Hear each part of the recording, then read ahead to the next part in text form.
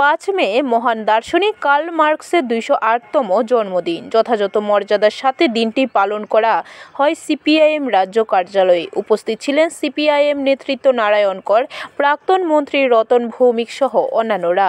অপরদিকে ত্রিপুরা তপশিলি জাতি সমন্বয় সমিতির 44তম প্রতিষ্ঠা দিবস ও বৈজ্ঞানিক সমাজতন্ত্র তথা সাম্যবাদের স্রষ্টা মহান দার্শনিক কার্ল মার্কসের 208তম জন্মদিন পালন করা হয় ত্রিপুরা তপশিলি জাতি সমন্বয় সমিতির রাজ্য দপ্তরে। উপস্থিত ছিলেন সংগঠনের সাধারণ সম্পাদক সুদন দাস ও সংগঠনের সভাপতি রতন ভৌমিক সহ অন্যান্যরা। বিভাজন সৃষ্টি করার রাজনীতি চলছে। এই সমস্ত রাজনীতির মূলে হচ্ছে আজকে যে চরম সংকটের মধ্যে দলিতরা, আদিবাসীরা, সংখ্যালঘুরা, শ্রমজীবী অংশের মানুষ, কৃষক, শ্রমিক, বেকার যুবকরা, তাদের কর্মসংস্থান নেই।